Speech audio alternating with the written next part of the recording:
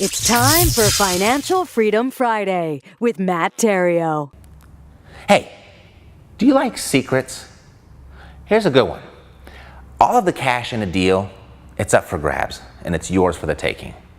However, it's up to you to use the right words and ask the right questions in order to get your share. It's up to you to get what you want before you close escrow. And you do that through compelling and timely negotiation. But understand this, not all negotiations are head-to-head battles of intellect. You don't have to be a master. You don't have to be an expert before this can start paying off for you. Sometimes a successful negotiation means asking a single question.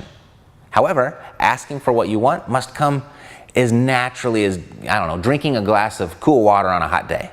Because if the seller even senses just a smidgen of desperation, they're going to turn you down cold, and they might even change the price and terms in their favor. And you don't want that. You have to act like you don't need it. You've got to have the disposition of, no big deal. And that takes practice. The minute you are afraid to lose the deal, you have lost the negotiation. So, in order to get you ready to pocket some serious cash on that real estate table, I offer you a task to hone your skills. I've got an assignment for you. Now, the tip I'm about to share with you, it was given to me, 20 years ago, and has since paid me no less than $20,000 over the last 2 decades that I've been using it. So here it is. The next time that you check into a hotel, as the front desk clerk, is looking for your reservation, they're checking you in, I want you to lean in, I want you to look around, I want you to say, like this is a secret between you and the clerk, I want you to say, this is a really special night. Is there anything special that you can do for me? That's it. Just ask the question. You're going to be surprised at the results. Almost every time I get something for simply asking that question, something extra. For example, I remember this one time in Arizona, checking into the Hyatt, and I did this. The desk clerk, you know what she did? She upgraded my basic room to a suite, and when I walked into that room, there was a bottle of champagne there waiting for me. And that's just one example of hundreds. Try it. Just ask the question. You don't have to do anything else. Just ask the question. And that exercise right there it's a great training ground for your real estate business. That's why I share it with you. Because in your real estate business, frequently, all it takes is the asking of a question. So train at the hotels, okay? Plus, you'll experience some plush upgrades while you're practicing. Now, that's the kind of training that I like. So listen, negotiating has actual dollar bills in your pocket value.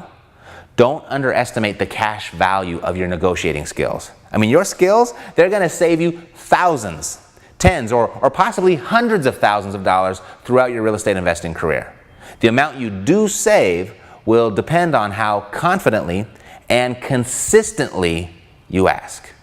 Last year, a seller, they told me that they wanted $200,000 for their property, which wasn't a bad price at all. I could have done that deal at $200,000. But I prefer to put as much profit in my pocket as possible. So what I did is I acknowledged his price, and then I asked his question. I said, $200,000, huh? What's your bottom line? That's it. That's all I did. That's all I said. Do you know what he immediately said back? I can't take a penny less than $185,000. Right there, I put $15,000 in my wallet by just asking one question. And sometimes a seller won't drop in price, and that's fine, but you need to ask every time. Ask until it feels like breathing, like it's second nature. Practice asking when there's no pressure, when there's nothing to lose. Ask when you don't need it. Because if you only ask when you do need it, when you do need this price reduction, it's not going to work very well, especially for the long run. The seller will sense your desperation every single time.